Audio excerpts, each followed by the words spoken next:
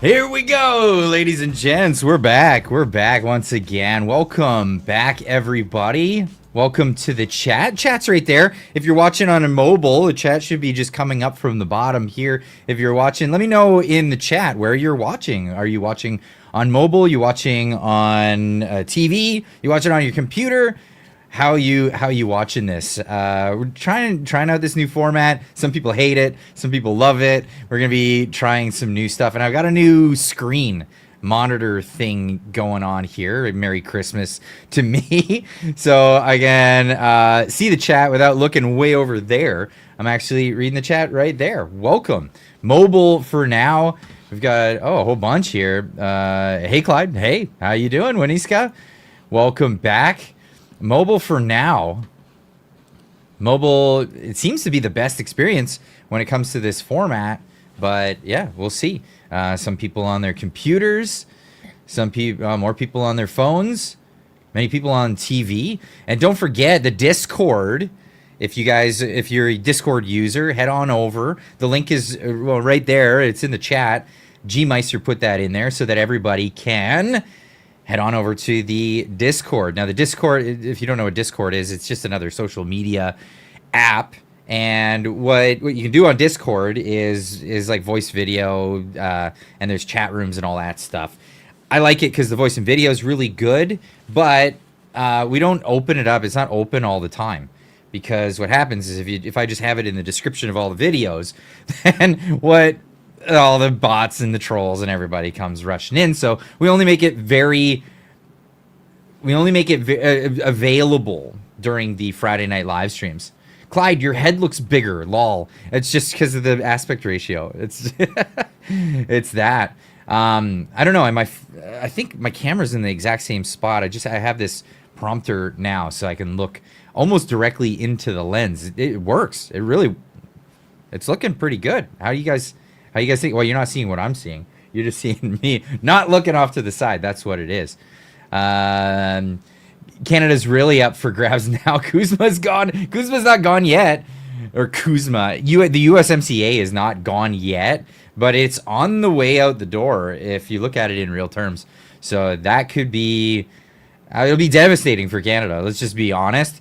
What Canada really should do is cut all the trade protectionism straight out of the gates. Should have done that ages ago, by the way. It's the trade protectionism and having an economy built on that, making you rely on the fact that you have to have that. When anybody calls you out, then things get very difficult. So it's going to be difficult for the Canadian economy to turn around now because of all of that. And a lot of people say, like, oh, well, down in America, Donald Trump's ratings are terrible. Everybody wants them Democrats back in. Well, is that the truth? Is that actually the truth? Because I saw this here today. This is incredible. Let's have a look here. So this is Benny Johnson talking about this. Holy smokes, it's so over. CNN, of all places, dropped this devastating news for the Democrats. The Democrats, in the mind's eye of the American public, are lower than the Dead Sea. Have a look at their polling numbers. It's ridiculous. How are voters feeling about Democrats right now? Yeah, I mean, Democrats in the minds of the American public are lower than the Dead Sea. What are we talking about here? Well, let's take a look. The net approval rating for Democrats in Congress, you said it, Kate Baldwin, the lowest ever. Look at this. Overall, they are 55 He's points laughing. underwater. Their approval rating is south of 20%. Did you hear that? He couldn't say it without a laugh. You said it, Kate Baldwin. The lowest ever. Look at this. Overall, they are 55 points underwater. Their approval rating is south of 20%. Down 55 it's even worse points when for you the look at average independents. person. Look at this. Negative 61 points. That means that their approval rating is 61 points lower than their disapproval rating. Quinnipiac has been polling this question for the better part of the 21st century. They have never found Democrats, at least those in Congress, in worse shape than they are right now. Yeah, because the Democrats have just destroyed their entire reputation. It's over. It's absolutely over for the Democrats. They're going to have to go through a massive rebrand. Or what's going to happen is the Democrats will die out entirely. You might have a new party structure come about out of that. Maybe the the Republicans split or something like that. I mean, this kind of thing only happens once in a century, sort of thing. I mean, it's been the Democrats and the Republicans since Lincoln. Since Lincoln. It's unbelievable. But here we are, and the Democrats again were against Lincoln because Lincoln was the first Republican president. Now the Republicans were a new party at the time. They replaced, I believe, it was the Whigs, the Whig Party, and yeah, they were gone. And the Democrats were against the Republicans coming in, and you guessed it, freeing the slaves. They were against that because they wanted to have their plantation. I want the libtards out in Canada. Yeah, well, a lot of people do. Not everybody, because you just look at what's happening in Canada. Canada is just what's happening in Canada? Canada's out to lunch. Canada's completely out to lunch. We're gonna get to that because I got other things I want to talk about. But yeah, Canada's definitely out to lunch for sure. Me speaking the truth for $2.79. Thank you, Robert Da Vinci. Is that it? Am I pronouncing it? Divine. Nice. Thank you so much. Really appreciate that. How about no? Yeah. Why would you say that? That's absolutely ridiculous. I can't agree with that stuff. Come on and fight us. Who's gonna fight? Who's fighting who? I don't know who's fighting, but the 51st state, Canada, is definitely, well, it's getting closer and closer to that in general. Let's get into this. Again, more stuff on the Donald Trump front. This is Eric Daugherty. He says, wow, President Trump is shocking the experts, listing off medication prices being cut a jaw-dropping amount. Blood thinners, $750 down to $16. HIV medication, $1,500 down to $217. Hep B medication from $14 to $413. Hep C from $25,000 to $250 or to $2,500. The fake news won't admit it. All prices like this, Trump is getting prices down in America. How is he doing it? Is he doing price and wage controls like Democrats would do? Absolutely not. No, he's actually saying you can't give other countries a discount and then sell it for more to Americans. All the research is done here. Your company belongs here. No, we're not allowing this. And now Europeans and people across the world will have to pay the Americans aren't going to subsidize their price and wage controls is how it's going to go. And yeah, that's it. Here's Donald Trump saying that. Think of that, $750. And that's the number one blood thinner. I don't want to know about that. I take an aspirin. To less than $16. Think of that. Bristol Myers Squibb, great company, both great companies, will cut the price of HIV medication, Rayurtaz, from nearly $1,500, $1,500 to $217. That's amazing. And it will cut the cost of hepatitis B medication, Baraclude, from $1,400 to $413. He's better than me at pronouncing some of these things. Gilead will cut the hepatitis C medication, Epclusa, from nearly $25,000 to less than $2,500. I can't make fun of the guy and how he's pronouncing these things. I would stumble all over that. So he's doing good. And all prices are like that because we're bringing them down to the world's lowest price. Everything. And these people. Yeah, and it's coming down for everybody. It's amazing. It's absolutely amazing. And that's why the Democrats they're dying. They're dying when it comes to the polls and stuff like that. Yeah, beef is crazy expensive. Absolutely is. I was just down in Texas, and holy cow, the prices compared to here, it's just unreal. I was seeing giant briskets. We're talking like these huge briskets. I can't even tell you how much they weighed, but they were like $100 for a big ass brisket, and you could get like a trimmed one for $75. It was crazy. It was really, really crazy. Yeah. What do we got here? We got all kinds of comments. Ford is an embarrassment. Absolutely. And the trolls have arrived. Yeah, they right on time. Right on time. Absolutely. What do we got? Pathetic, rage baiting loser. Lol. You're here. You got baited? Is that what you're saying? You got baited? Dictatorship by us. Hello. What? Pan Am. Choose kindness. Well, not everyone's going to choose kindness, but that's good. It's a good outlook. It's a good way of looking at things. Amazing times. I absolutely agree with you there. Choose booze. That's one way of looking at it. Now I do choose on my days off. We're gonna go have us wobbly pops. Got the T-shirt. It's on the store. Go check it out. Get yourself one of these. But that's what we call them here. I guess we're worried about the censors on YouTube. What are they gonna call it? What are they gonna say if you say I'm just having a wobbly pop? What does that mean to you? I don't know. I'm having one. I hope you're having one too. Let's get into more of this. Pork and chicken diet only here. Only pork and chicken, no beef. Okay, fair enough. No vegetables, just pork and chicken. No bread or rice or pasta. Come on, I know you got it in you. Oh, I need to get back to the live. Where are we?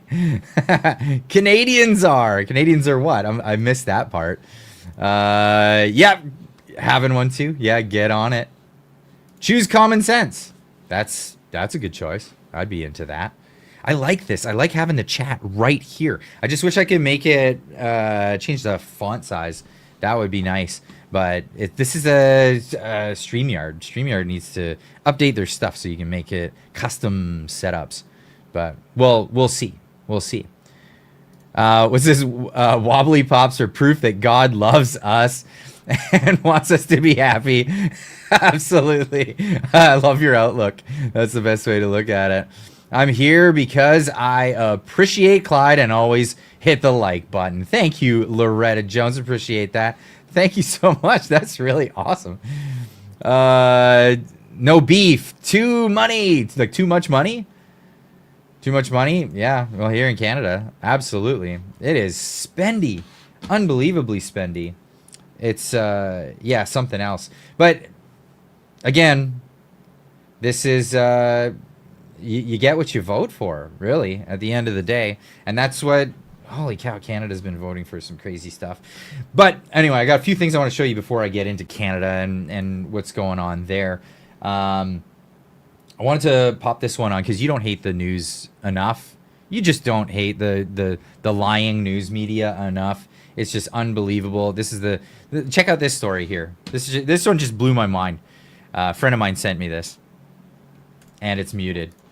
Story. There was a standoff today in Sioux Falls between a 28-year-old man and the police after making terroristic threats. And after an early morning standoff to which the man live streamed on Facebook, he was finally arrested and taken into custody and now faces charges of making a terrorist threat, possessing controlled substances, and obstructing law enforcement. And this is what the media had to say about it. Sioux Falls man charged with making terrorist threats. Hold on. Closet communists in Canada? No, Canada is not closet communists. They are out and proud. They're out of the closet, those ones. Holy cow. Here we go. Right. I want to pause here. Just take a second with me. Look at that photo. Yeah, look at that photo. You got it? You good? Now I'm going to show you the mugshot of the man. I want you to guess. Just guess as to what this individual perhaps looked like compared to the photo that the media put on the cover of their article. Everybody meet Mohammed Mansouri, the 28-year-old man who made threats. Right. Endangering people. Right. This is who the article was actually about. But this is the person that they put the photo for the front of the article of. Frankly, at this point, I don't know how anybody just doesn't trust the media. How do you look at this photo? How do you do that? That's not just an ignorant mistake. That's not just oopsie daisy. That is intentional. That's intentional. Well, I bet you haven't. That is absolutely intentional. And they've been doing it for a long time. And people are just sick of it. People are absolutely fed up. They're done with it. And that's just that. But hey, welcome to everybody who's new. If you're new here, make sure that you're subscribed to the channel. Make sure you click that subscribe, hit the like, do all that stuff. Let's get into some more here. We've got a 279 super chat from Robert. Thank you so much. Hey, from Ontario. You're from I'm originally from Ontario. I grew up near Detroit in a little town called Windsor. And that's yeah, I got out of there as soon as I could. I'm wondering if you're wishing you did at some point. But hey, welcome to the chat. This is we're riffing tonight. Let's get on with it. President Trump, breaking news here. President Trump just declared fentanyl a weapon of mass destruction. This isn't breaking. This is actually from a couple of days ago, but I wanted to focus on this one because we're segueing into the problem with Canada. Problems with Canada, obviously, is the massive amount of this stuff that they're making. But this is the thing. We gotta move in the right direction. So President Trump made this part of his thing. Declare fentanyl a weapon of mass destruction. The cartels that are trafficking this stuff, they've been deemed terrorist organizations, and this is the right direction, in my humble opinion. Absolutely. The Rob Roll with a $10 super chat. Thank you so much. Says, you are continuing to do excellent work. Canada can be rescued, but it's going to take a long time. I understand your decision to move to Texas. I'm 20 years older than you. I'm going to try to stay and fight.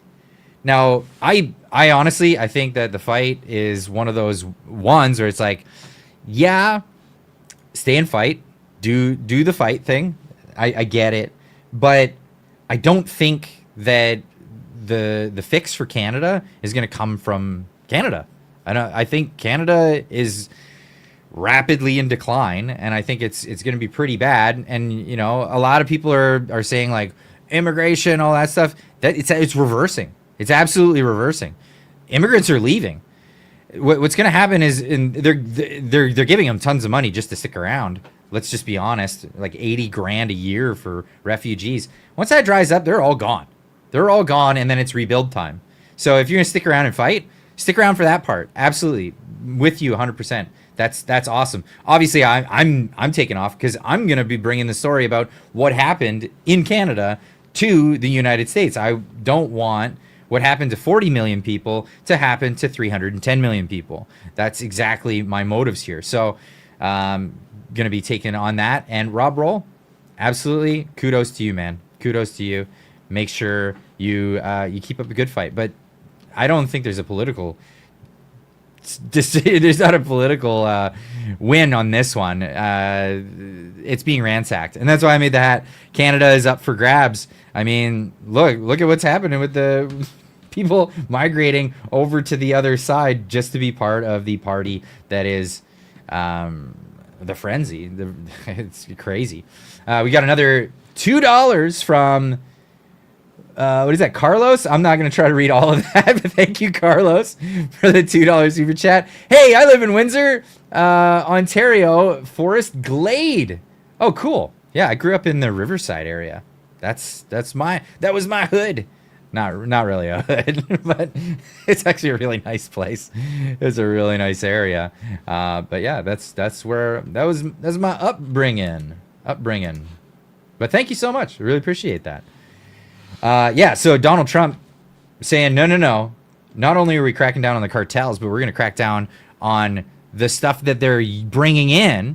And fentanyl, for all intents and purposes, is a weapon of mass destruction. Just look what it's doing to our streets. I had Drew Coover on just the other week to talk about it. He took me on a tour. Like, physically, I went on a tour to East Hastings in Vancouver, British Columbia. And it was probably one of the most sketchy things I've ever done in my life. And it's crazy. And it's what's happening because of this fentanyl problem. That's why today I'm taking one more step to protect Americans from the scourge of deadly fentanyl flooding into our country.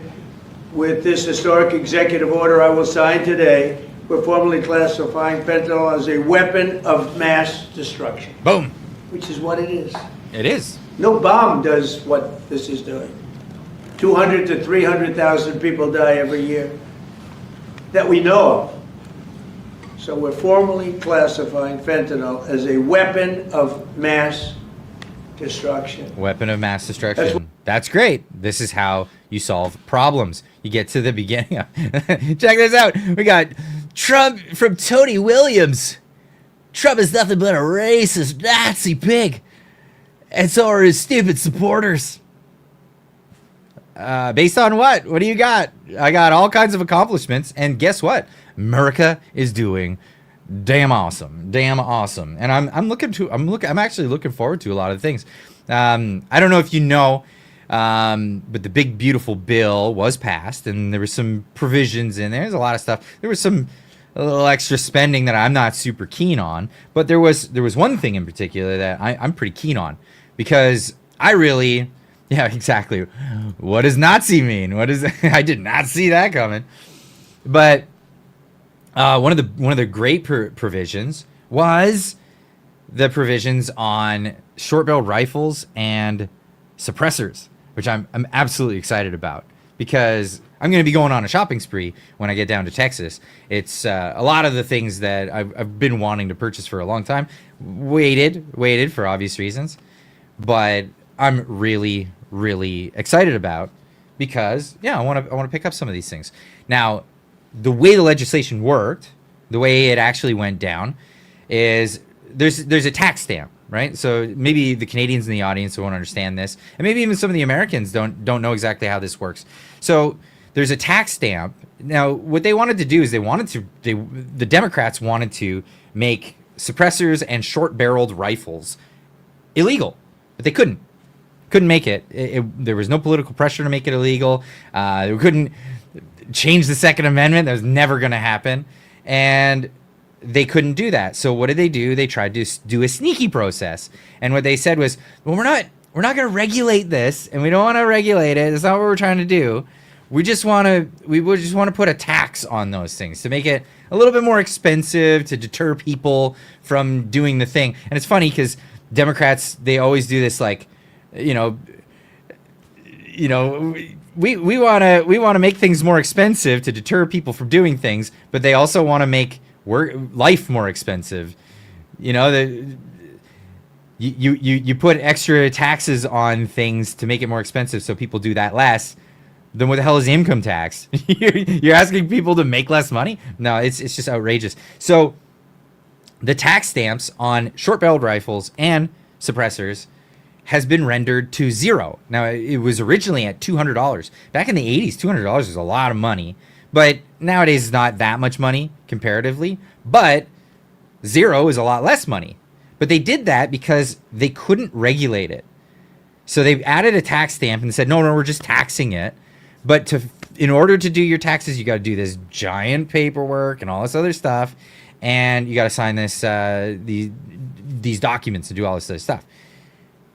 That's a regulation. So what did they do? They got sued right away. They got sued. And in the lawsuit, it went all the way to the Supreme Court. And the Supreme Court said, it's not really a regulation, it's a tax. And so they sided with it because they had some left-leaning judges. And they sided with that.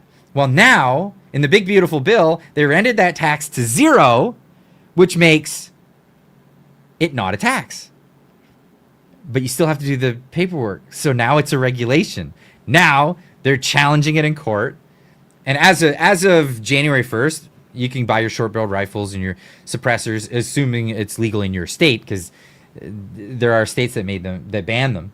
But you can get those, and you don't have to pay the tax stamp. But afterward, you still have to do the paperwork until this court challenge. And I'm excited about it. I'm actually really excited about it. We've got one from Voss. I don't know. Is that how you pronounce your name? For $5. Thanks so much. Clyde, as a mechanic, you'll really enjoy building your own rifle with all the awesome parts they have down there. I am jealous. Absolutely. This one of the things that really got me into firearms in particular was the mechanical aspect of it. I'm just so fascinated with how they function, and there's so many different mechanisms and so many different ways of having repeating rifles and pistols and all these other things. I think it's fascinating. It really it really got me motivated, and I like, yeah, for someone who's you think would be new to this, I know a lot about the mechanical aspects of it, and I absolutely super into it. It's a lot of fun. It's a great hobby. It exercises your brain to know this stuff and figure it out, and it's also lethargic if you're cleaning and you're doing your stuff. Anyway, great hobby. If anyone's not into it, get into shooting. There's so many aspects of firearms ownership that is just absolutely amazing. It's absolutely amazing. And this gets us kind of into our next story, because this is something that's being taken away from people in Australia. We all know what happened last week in Australia. The government doesn't seem to understand what happened, because they're blaming it on the wrong things. They're blaming it on right-wing extremism. I heard them talk about sovereign citizen group shootout with the police. Where that came from, I'm not for sovereign citizens. I think that they're kind of cuckoo. You know, the I call them boat captains, because they're always talking about maritime law. It's like, listen, we live on land. Anyway, they're cuckoo. I don't know why that came up when it was two Muslims that did this. And that should be the focus of attention. And of course it's not. And what is one of the things that they want to do? They want to do another gun grab, as if they didn't already do a gun grab, and it wasn't already very restrictive in Australia. It was even more restrictive than it is in Canada at the moment. And yet this still happened, because guess what? If you take away guns from law-abiding citizens, it does nothing for the guns that criminals have. That's right. But here we go. Elon Musk retweeting this, saying thank God for the Second Amendment. The libs of TikTok putting this up there, saying Australian PM announces massive gun grab program following terrorist attack at Bondi Beach. I was pronouncing it Bondi Beach. I don't know why it's pronounced Bondi. It's just a I at the end, but whatever. Australian pronunciations for things.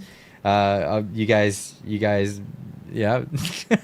It is what it is. I've played Knifey Spoony before, and I'm not playing that game again. They've imported radical Islamists, and now they're further disarming their citizens. This is just absolutely insane.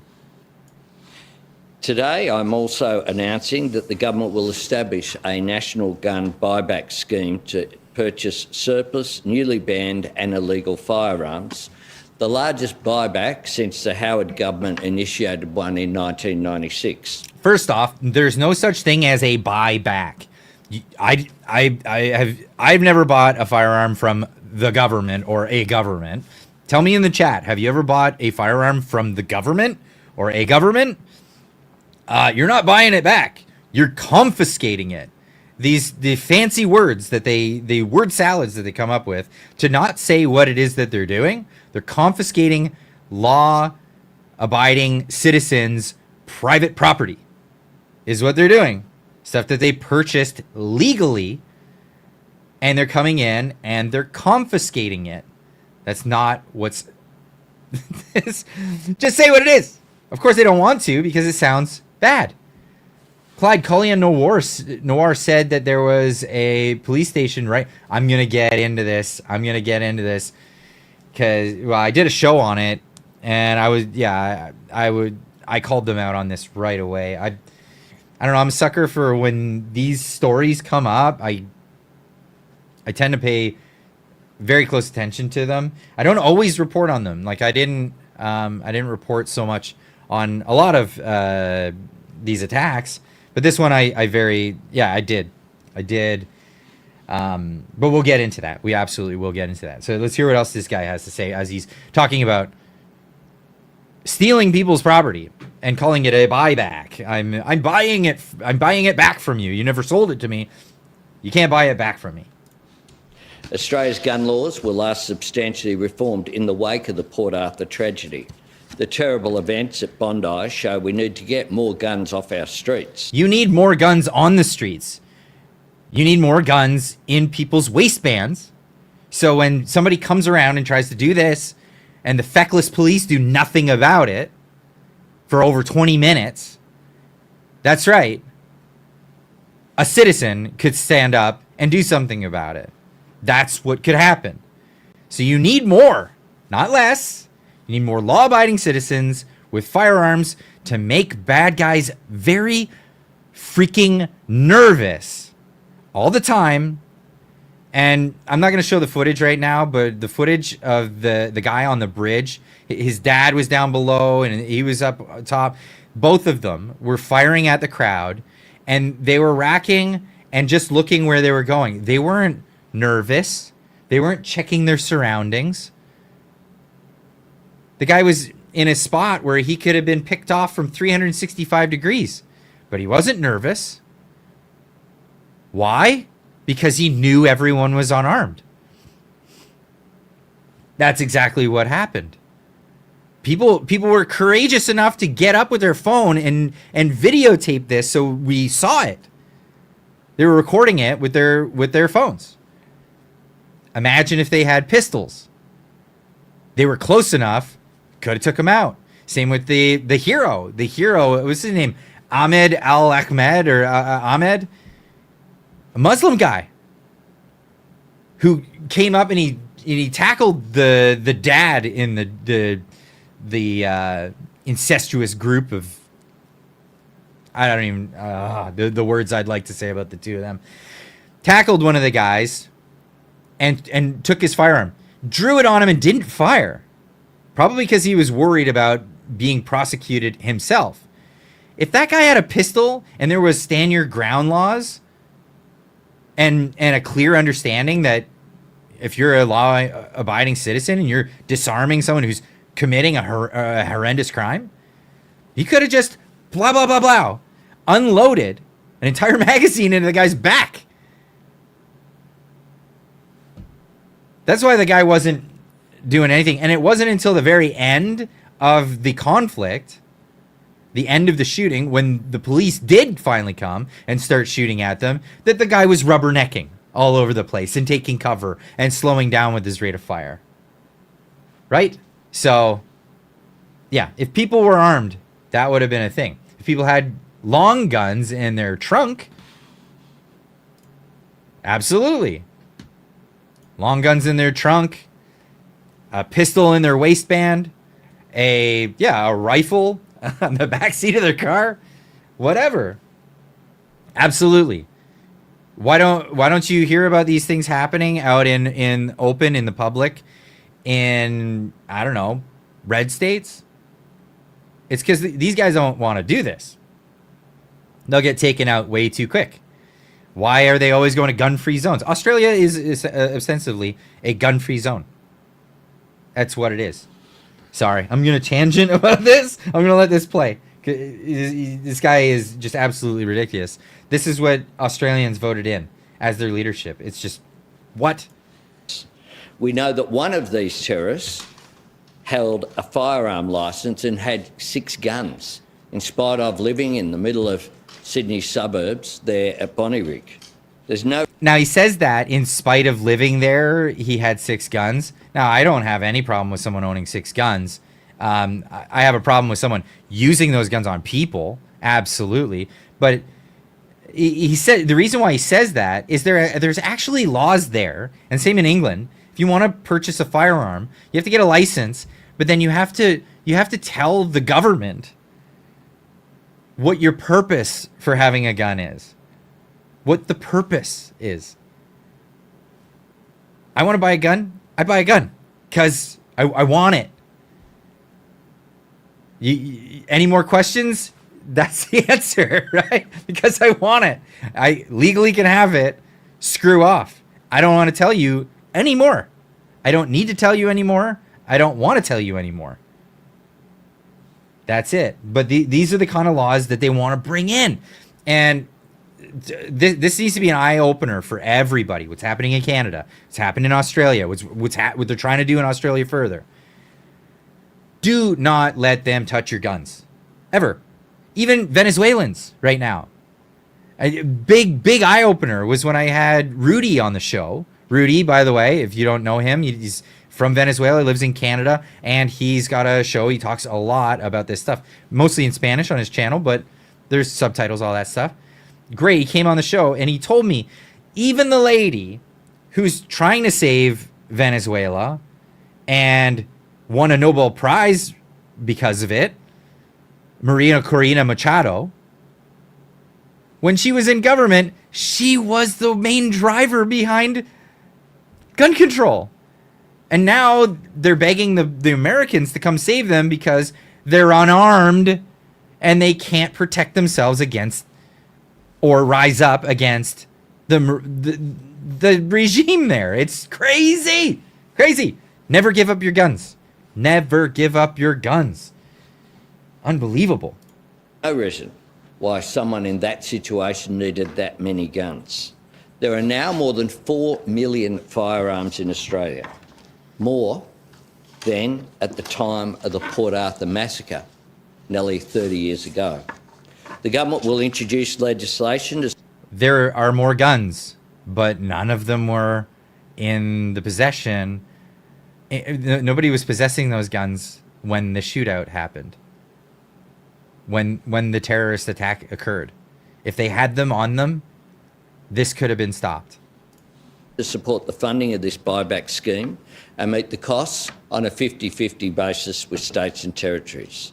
We expect hundreds of thousands of firearms will be collected and destroyed through this scheme. Consistent with the approach that was taken in 1996, the government is proposing that states and territories will be responsible for the collection, processing and payment to individuals for surrendered firearms. The Australian Federal Police will then be responsible for the destruction of these firearms. Australians are rightly proud of our gun laws, and until 5 years ago, Australians were rightly proud that there had not been a repeat. What is this? Look up the Draw Muhammad contest in Texas. The attackers weren't given the chance. I have a feeling I won't be able to put that on. I have a feeling that won't be kosher for YouTube.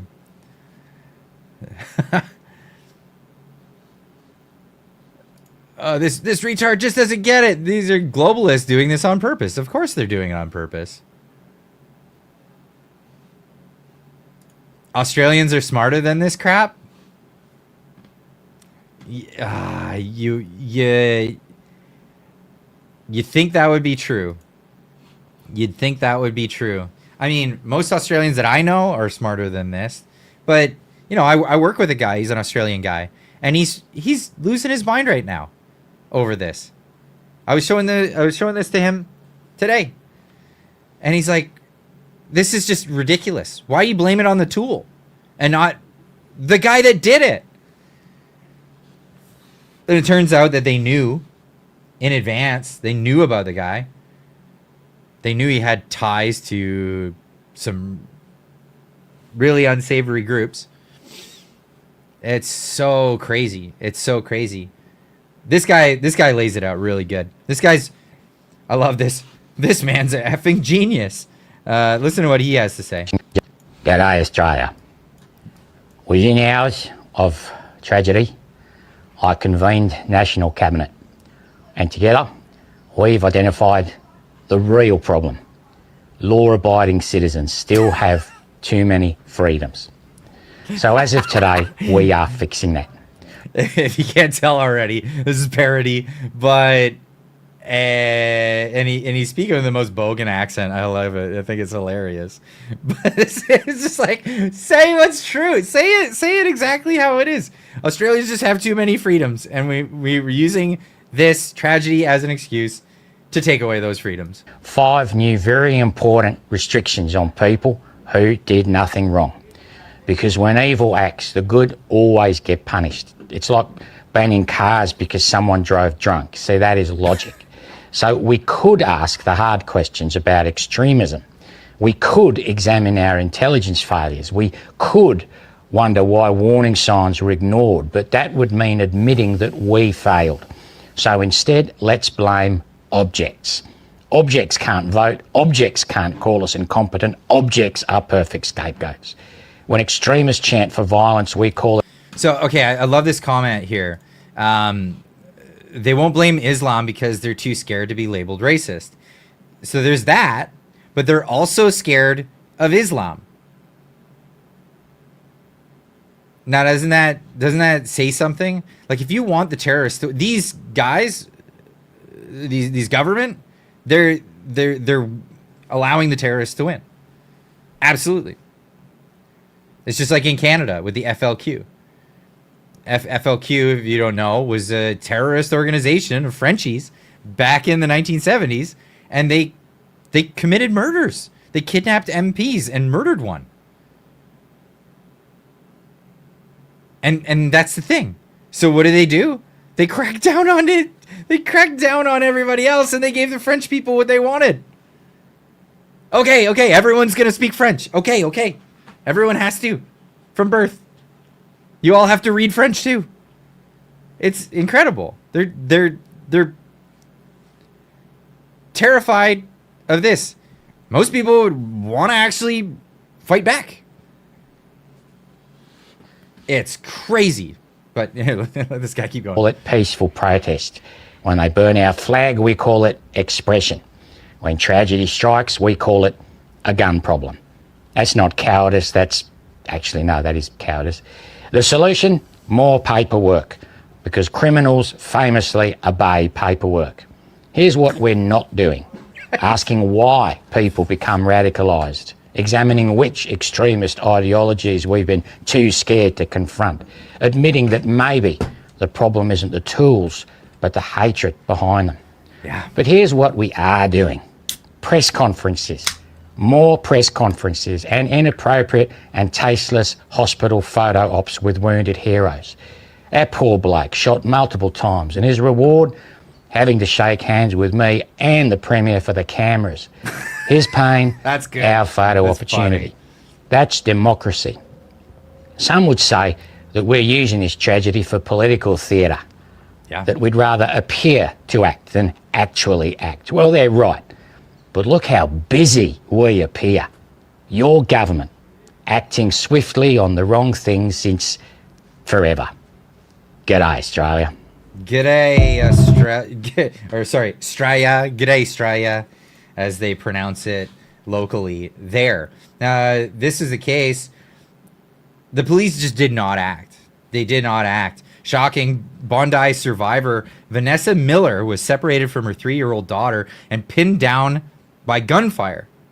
She told Aaron Mullen that she tried to grab the gun off of a critically injured officer to suppress the terrorists, but the other officers, rather than returning fire themselves, held her back.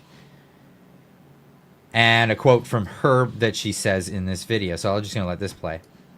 These police officers were hiding behind a car. I tried to grab one of their guns. One of the other one grabs and he says, no, I'm trying to grab for his gun. These men, these police officers, they know who I am, and I hope they're hearing this. You are weak. You could have saved so many more people's lives. They were just standing there, listening and watching this all happen, holding me back. 2 police officers. Where were the others? Not there. Nobody was there. Everyone, the public, helped. Nobody else. My little 3-year-old was saved by a pregnant woman who saw her crying and screaming, Mummy, Daddy. We were there. There was not. Do you know how long did it take for police to come? How long did it take? It was just... No one. Everyone was too scared. Yeah. Everyone was too scared. And here's the thing. If you disarm your population... Excuse me, I'm getting the burps here. If you disarm your population, then it's your responsibility from there forward to run security for them. And if something happens, your police officers have zero excuse. They have to get in the line of fire. Not run away and hide. Not take more than, 20 minutes, some people are saying? To get there from the police. There was a police precinct a block away as this was going down. It's unbelievable, the breakdown. Now, again, I don't advocate for that. I think police are great. They should be there to come in and help when they can, and they should come there to do an investigation. Absolutely. But citizens should be able to protect themselves. But they can't when they've been disarmed. And that's the reality of it. And Australia is just crazy. I don't know. Like, most people don't know what's happening down under because you're not paying attention. You don't see what's happening. A lot of Canadians don't know what's happening down there because, for obvious reasons, like, Americans don't know what's happening in Canada. I tell the stories about what's happening in Canada. Americans don't know what's happening in Australia. Canadians don't know what's happening down there. It's insane. It is insane. And it's very similar to what's going on in Europe, where they're trying to limit everybody's freedoms. It's like what's happening in Canada with these bills, Bill C8, Bill C9, Bill C2, 12, a bunch. Holy cow, the stuff that they're trying to bring in. Well, they've done a lot of that in Australia, and they've gotten even to the point where they've banned kids from using social media apps because that's the smart thing to do. You know what? You know what that would be like? Let's just pick some weird fictional thing that nobody's ever heard of. I don't know. Let's say they tried to ban dancing. Because nobody will dance. Oh, wait. There's a couple of movies from the 80s about that. Now, the same people who were fans of that movie, leftoids, they're doing the same thing. They're banning social media. And what? Kids are just getting around it. This is hilarious. Looks like Australia's social media ban for under 16 is a colossal failure and a laughingstock of the world. Young people are just too smart. And they have easy workarounds for the ban. They're openly mocking Anthony Albanese. That was the leader there. And one even straight up says, I know who I'm not voting for in a few years. They can't even vote yet. Have a listen to this. This is crazy. I got messages from Snapchat asking me to verify my age, and then I got locked out. So what did you do? I got my friend to use her face to verify my age. How big a deal is it for you to lose access to Snapchat, and why is it a big deal? I'd say it's a Too pretty funny. big deal, as that's how I hang out with my friends. That's how I spend my weekends and my holidays. On day one, for these girls and their friends, it was all about workarounds. They had asked like a few times for me to do face like ID, and I got my sister to do mine. But then I've also used like a VPN, and I've changed my region on settings for it to be like a different country. So I've used like United States. It's so funny because the boomer politicians that put these bans in, they don't even know what the hell she's talking about. Yeah, I just use a VPN and I changed my zone to the United States where there is no ban. And voila, I'm back on social media. Here we go. The boomers are like, what's a VPN? What is any of this stuff? They don't know. And yet they're passing laws to make that. It's so crazy. It's so funny. So it doesn't ban me. So it doesn't ban me? Turns out, for those in the know, there are plenty of tricks. So And believe me, it's not like those when they say those in the know, it's like every kid. Just like remember back to the days when you were growing up. I don't know. I'm a millennial generation kid, and I grew up in the early 80s. Like, you know, my formidable days are in the 90s, but like I was from 82. So like I remember in like 86 having a Commodore 64 and like everyone in the house scratching their head, and I was just like plunk plunk plunk plunk plunk. Yeah, this is how you get into the thing. This is what you do. And everybody's just like, how do, or you know, they want to use it. Clyde, how do you do that thing? I just done. Kids are smart. They just catch on. This is their realm. This is their environment. So They're just gonna get around it. So TikTok doesn't only do facial scans, it also checks your algorithm and what you've liked and stuff. So I searched up things that I think an older person would search up. So Such as? banking, furniture, driving lessons, car recommendations, and gambling. And gambling. This was all to make TikTok think you were a bit older. Yeah, and I think it worked. Beauty. 1 week later, there's been no impact on Harper's social media. No changes. I haven't been logged out of any account on Snapchat, TikTok, Instagram. I've all kept it all. No change at all. A week into Australia's world-leading social media ban, Harper's not impressed. I think it hasn't been thought out very well. There's too many ways to get around it, and people are smart. They know how to get around any kind of loophole, and they can just make new accounts and log on different devices. So I don't think it's been very successful so far. A government spokesperson told 730 it anticipated the ban would not be perfect. The onus is on social media companies to take reasonable steps to deactivate accounts for under 16s. The government says It won't if be they fail to perfect. do that, platforms will face fines of up to $49.5 million. These girls think... So this is what we figured out a very long time ago, right? We figured this stuff out a very long time ago. And, you know, I'm proud to say it was the founding fathers of the United States of America that kind of figured this out. And, you know, some people before were kind of on the right way. They're on the right way, and they're you know, the French, you know, scholastics and whatnot, they're kind of getting there. And then the revolution happened, and whoa, it went the wrong way. The Jacobins got their way, and then, you know, that the rest is history. But they did have the Enlightenment, and, you know, and then we did have you know, the invisible hand that came out of Scotland. But then, you know, the American experiment started, and their idea was a simple one. It was, this stuff can't be controlled.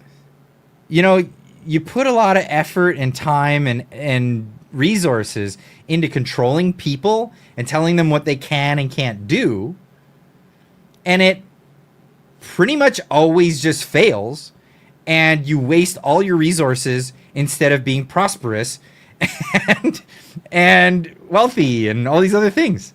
So they figured it out, and they said, you know what? We're going to try this thing. We're going to try this thing. It's a simple concept, and it's called liberty. And we're going to, instead of making rules for people, we're going to make rules for government. And those rules are they're going to be laid out in a particular way. And it's such a beautiful way, because they're laid out in the Constitution of the United States of America. That's where they're laid out. They're laid out this way. And it's just so beautiful, because it starts off with the right words. We, the people. We, the people. We're making this declaration. We're saying this. We're giving the government an ability to exist. We're allowing government to exist, but we're putting chains on it. And we're saying, yeah, you don't give us our freedoms. Our freedoms are given to us by our Creator, not by you. They're not privileges for you to take away. And we're gonna set out a set of rules that you're not allowed to infringe upon. Absolutely. What a great concept, right? Because stuff like this is absurd. It's absolutely absurd to try to tell young kids to stay off social media. You're not allowed to be on social media. Yeah, it's not gonna happen. They're gonna get on social media. What are you gonna throw them in jail?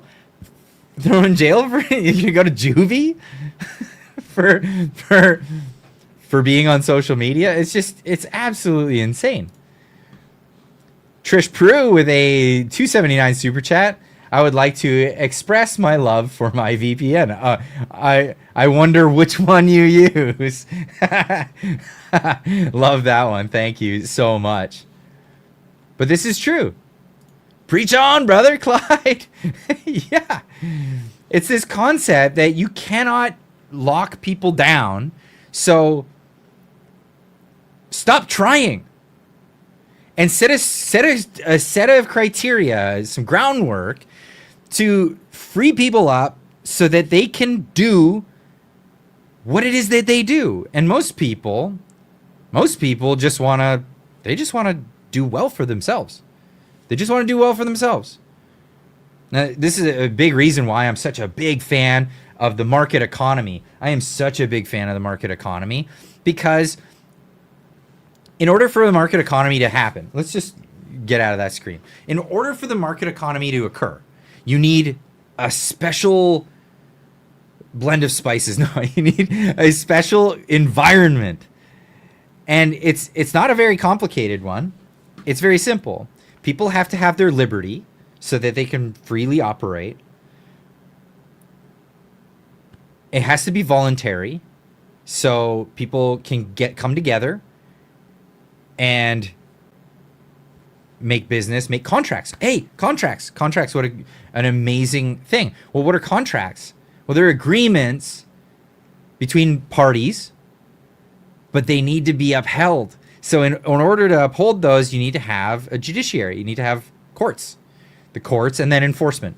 So if you have just those basic functions, I'm not talking about a welfare state. I'm not talking about this giant elaborate system of people stealing your money and giving their money to somebody else. No, you don't need that. That's not what you need in government. But there are some things that are necessary for a market economy to function. Because a market economy won't function if somebody can just come up to you with a big stick, bonk, got your stuff, thank you, and get away with it. If they were to get away with that, then the market economy falls flat. It falls flat, absolutely. And there's a really, really good.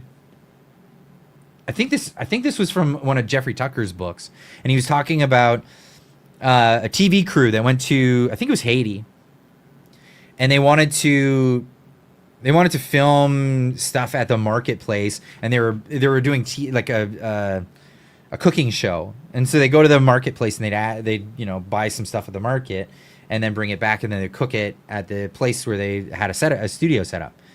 A makeshift studio. And they get there late though one day, and the market was already closed. It's the middle of the day, but they're like, the market's done? What? This is crazy. So they wake up early the next day so they can go to the market so they can purchase some stuff.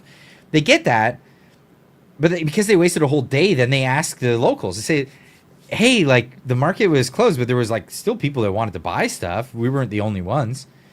Why wouldn't you just get more fruit and more stuff, sell it on the market, because then you'd make more money and you'd be doing better? Wouldn't that be fantastic? And the locals, they all unanimously said the same thing. If I do that, the local warlords will come in and they'll tax it from me. They'll take it from me. They'll just take it from me.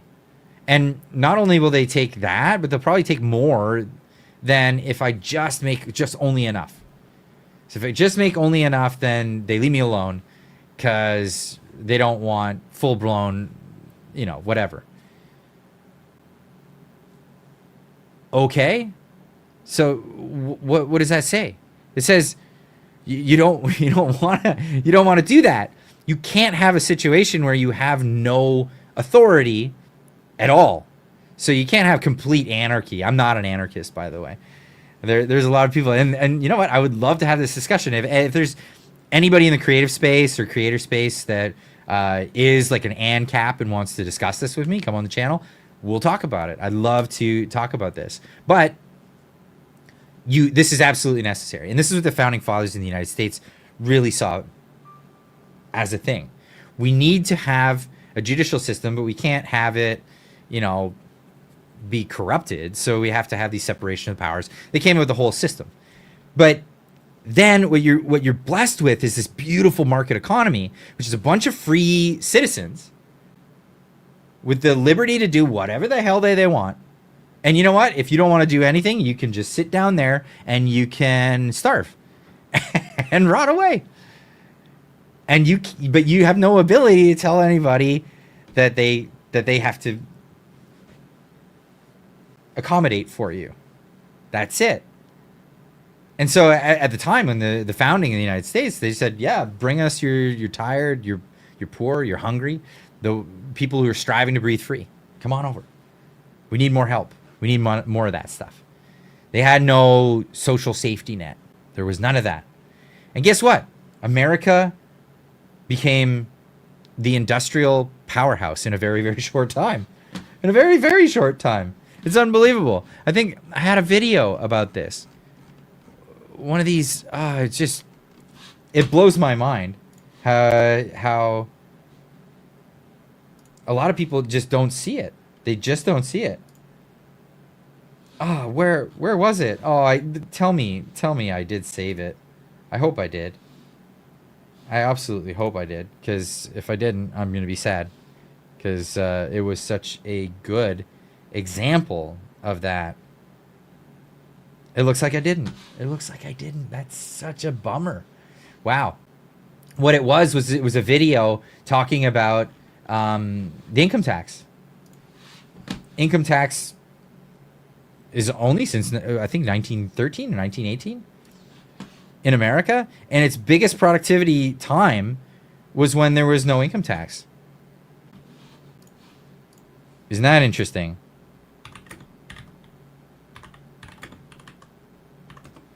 Maybe it'll come up. I'll try searching it for it really quick. Yep, found it. What do you know? Let's pop this up. So this is from a guy named Brett Pike on X, and he says there was no federal income tax in the first 137 years in American history. First 137 years. And it wasn't until everything changed in 1913. Have a listen. That there was no federal income tax the first 137 years America was a country. Because there was no legal federal income tax between 1776 until 1913, when they amended or changed the U.S. Constitution. Yeah, they had to. They amend the imposed an Constitution. income tax for 12 years during the Civil War, and in 1894 and 1895, but that was found unconstitutional. It was in the Supreme Court case Pollock v. Farmers Loan and Trust Company, and they struck down the federal income tax. And it remained unconstitutional for another 17 years until 1913, when they passed the 16th Amendment and changed the Constitution. And it has been a little over 120 years since they did that, which means there was no legal federal income tax for the majority of American history. And so many people are like, yeah, but it was so poor for a long time in America. No, it was not. It was not. America was booming. Think that all of these taxes, all of this government intrusion into our lives is the norm, but it is not the norm. This is the norm. This is 1776, and the reason America was the manufacturing center of the world in 1912. America had the largest and most prosperous middle class in the history of the world. American steel, American oil, American automotive. But in 1913, they changed the Constitution, which was the same year that they created a national bank. So right at the same time as they gave the government the ability to reach into our pockets and take our money, they also gave a small group of powerful bankers a monopoly over the printing of the dollar. And they print money out of thin air. They lend the money that they printed to the government, and the government agrees to pay them back with interest using the money that they take from us. Scam. And that is why the dollar has been so devalued. That is why you can't afford a house. And it's why college is so expensive. Because for 137 years, America was about prosperity. And since then, it's been about whatever this is. And this is why I wrote a book on the banking system. And in my courses, we learn real history. Because if our kids are going to have a fighting chance, they have to know the truth. Check out my private homeschool community. And Cubs to Bears, Go check it out. Absolutely. Go check it out. But it's such a great lesson to see that, wow, the biggest manufacturing base came out of a country with no taxes. None whatsoever. I mean, there was taxes. There was certain taxes, but your average person didn't pay any taxes. No income tax. No levies on any of that stuff. Unbelievable. Unbelievable. And you wonder why places like Texas, Florida, Arizona are doing so good. You wonder. You wonder. Now, there was other ways of levying certain things before that so that they could build infrastructure, things like that. And look at Texas. Texas, a lot of the roads are built by road taxes. So, yeah, gasoline's a little bit more expensive. But just go drive in Texas. Just go drive in Texas. You absolutely see exactly what I'm talking about. But it's just crazy. It's absolutely crazy. Now let's turn our attention to Canuckistan.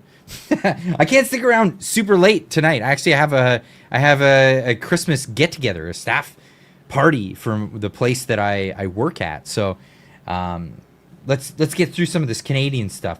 I'd love to touch base because it's just crazy. Now, if you don't understand what's going on in Canada, they preach about democracy all the time, but the government is the most anti-democratic thing that I've ever run into recently. Anyway, they propagandize the people into voting for the same party of Trudeau after 10 years of Trudeau destroying the country. They have particular methods for doing this. In Canada, you can call an election as the leading party, as the party that's leading can basically just call an election when it's convenient for them politically. That's a thing that they do in Canada. They can they also don't have primaries, so they don't have to deal with that process. They can do. Who's this guy? All right, dude, you had your moment. Clyde's an effing clown. Clyde's a moron. Clyde's a this. You've got your attention. You got something else to say? Anyway, we're all going to move on. So, in Canada, they also don't believe in the democratic process, whereas, these people voted for this guy. Obviously, when people vote, they're voting for the party. They're not voting for the guy. Let's just be honest. The U.S. is the same thing. They're voting for the party. They're not typically voting for the guy. In rare occasions, that's the thing that happens. But they're voting for the party. Same in Canada. But a recent phenomenon is the Liberal Party is enticing people. I can't say bribing. You know what I mean? I can't say that. I can't say bribing, but they're enticing people to switch parties. This is legal in Canada.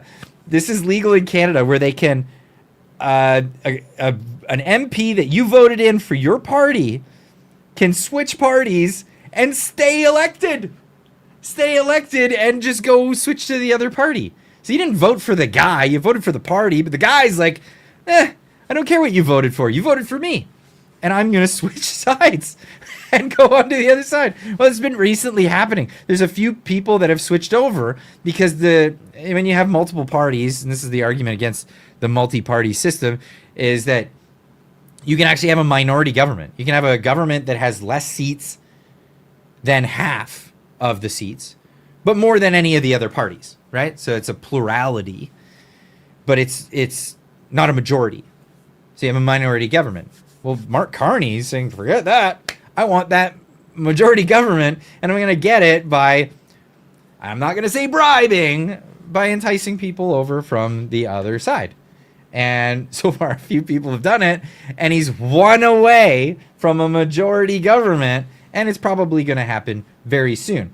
Now, recently on the news, and this is crazy, because you don't normally get to hear CBC griping about this. The CBC was up in arms about this. Marie Barton grilling, basically the CNN grilling Mark Carney Spoke to Pierre Poilievre recently. His message to you was that if you want a majority, you have to go back to the Canadian people to get it and not do it, by his words, dirty backroom deals. Are you comfortable getting a majority by people crossing the floor? Well, we're in a parliament, and when we pass legislation, we need. I love these statements. Well, we're in a parliament. Like, dude, she's the top person on the CBC. You don't have to tell her what form of government you have, you idiot. What? Why do you start a sentence like that? Well, we're in a parliament. We pass legislation, we need more people voting for it than against it. I mean, that's the way, last time I checked, that's the way Parliament works. Right, but that's not what you're doing now. Now you're attracting MPs to the party. MPs are attracted to what we're doing. So there's no active recruitment happening? Premiers are attracted to what we're doing. Right. Premier Ford will be here tomorrow. We'll make a major announcement Premier of Ford. cooperation. The Conservative Premier of Ontario. I want to go back to what my question was, which was, are you comfortable getting a majority government through people crossing the floor? I am comfortable commanding the confidence of the House of Commons and getting through the House of Commons, getting support in the House of Commons and votes, obviously votes and support in the House of Commons for legislation that is going to protect Canadian communities, that's going to build this country, that's going to make our country more independent, more sustainable, more prosperous. Are there Yeah, he's comfortable taking a majority that's unelected, an unelected majority government in Canada. It's unbelievable. So never ever preach about, especially on the left in Canada, don't you ever preach about democracy and how much you love democracy, because this is undemocratic. This is not undemocratic, actually. This is anti-democratic. This is absolutely the opposite of democratic. It is anti-democratic. It's usurping a majority where you weren't given one. You absolutely weren't given one. That's how that plays out. Now, he spoke of Doug Ford. Doug Ford, the idiot extraordinaire and Ontario.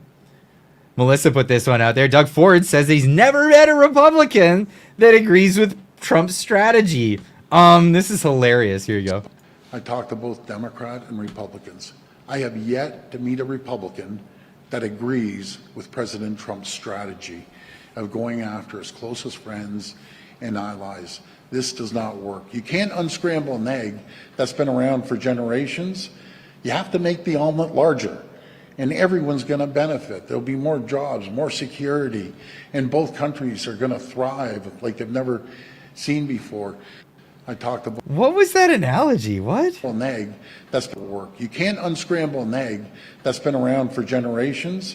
You have to make the omelet larger. You can't unscramble an egg. You have to make the what? What a dumb analogy. That is the first time I heard this. What? You can't unscramble the egg. You have to make the omelet larger. But how is that what? How is that fixing the fact that the egg is scrambled? You're saying that you can't unintegrate Canadian and American their relationship? So why are you fucking it up so bad? It's Doug Ford. It's like holy what? Yeah, tariffs are a thing. You can't unscramble the egg, so just make it larger. Become the 51st state, Doug. What the hell are you talking about? You just gave an argument for the 51st state. You just gave an argument why you shouldn't be the premier of Ontario. You should be the governor of Ontario. Oh, what an unterrible analogy there. Wow. Oh. That's way too funny. What was this? I want to unscramble my egg, baby. Oh, what in the heck, man? So anyway, I was not expecting that. That was not. Yeah, that came out of left field. That was funny. So yeah, Doug Ford's an idiot. Absolutely. This is what's happening in Canada. Oh wow, I'm getting all washed out here. So this is the new thing from Trump. He says, for Canada, we need you to get on board with this, or the USMCA is done. You call it CUSMA, whatever. USMCA will be finished. Market access for U.S. dairy products that Canada committed to provide under the USMCA, and addressing Canada's exports of certain dairy products. The impact of Canada's online streaming and online news acts for U.S. digital service providers. It's a payola scheme that they did a shakedown on Google and a few other companies. Google has to pay $100 million to the Canadian government just because reasons. That's a shakedown. Provincial bans on the distribution of U.S. alcoholic beverages. This is just ridiculous. And the list goes on. They have a list. And what is the response?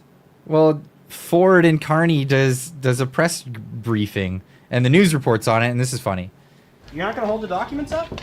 Oh, yeah. Are you Mark Carney and Doug Ford meeting in Ottawa, giving their best Donald Trump impression. And I love this because they're mocking them too now. Like, Canada doesn't have executive orders. They're not stupid. This isn't a thing. It's theater, and they're doing it because people are used to seeing how things work in America. This isn't how it goes. It's just really, really too funny. It's too funny. And the media is mocking them over it. But here's the demands. The demands that the U.S. Is saying to Canada: shape up or you're out. The USMCA. If you hear the word CUSMA, it's just the Canadian accent for USMCA. So essentially today, the top American trade official for the Trump administration, Jamieson Greer, submitted a list of complaints about Canada and Mexico to Congress, which essentially outlined the concessions it is seeking in order for the U.S. to remain in that three-way trade deal known in Canada as CUSMA. Here is what some of the U.S. wants from Canada. First, an end to those provincial bans on the sale of American booze. That's got to be over. Another point, making it easier for American farmers to sell dairy products into Canada. That's a long-standing complaint Americans have had about Canadian dairy practices.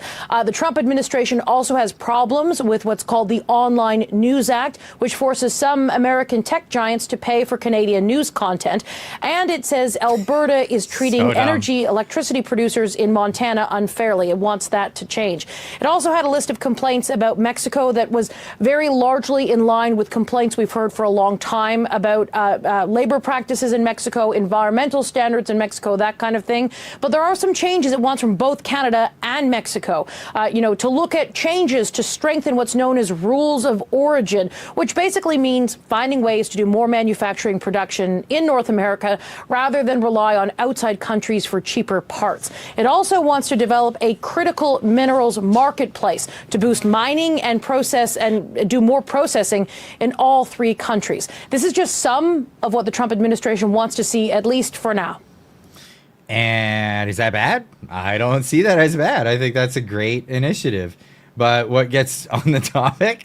Well, they ask face only a mother could love. Oh boy. Like, just stop trying to look like a supervillain. It really comes down to they're ruining trade. I think they're doing it on purpose. In my estimate, this is something that they're doing on purpose. Doug Ford, he didn't have to run that stupid ad, the stupid ad that he's all proud of. It's absolutely ridiculous. But he runs this ad, and all it did was it destroyed our chances of even talking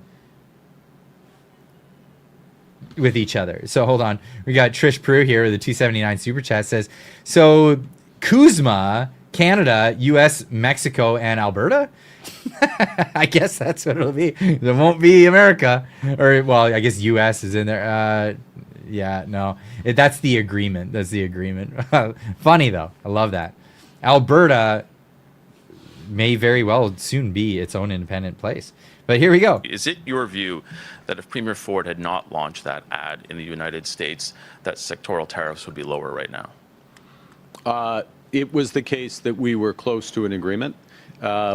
We didn't get that agreement. Number one. That is a yes. He just said yes.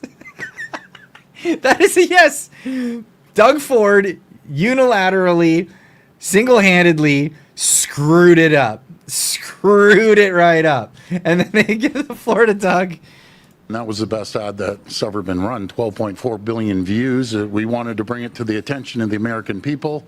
Carney kind of made a face when you said it was the greatest ad ever. It was. Number one, that was the best ad that's ever been run. 12.4 billion views. We wanted to bring it to the attention of the American people. By not backing down, are you putting your own interests ahead of people in the sector? In what sector? I believe you just can't. What sector? Like your own sector, idiot. Role. You can't. I'm in a different position. I'm not speaking for the Prime Minister. Is it your view? He's not speaking for the Prime Minister, he says. Interesting. So this meme sums it up best. Maybe it's too large here. We'll get it down to size. Canadian trade. That fucking Trump. Right? Like, what are you doing? It's absolutely ridiculous. Because, yeah. I mean, what do you do? And then we made this one. We made this yesterday. I'd grab that. This one goes well with the new hat. This one was in response to Doug Ford.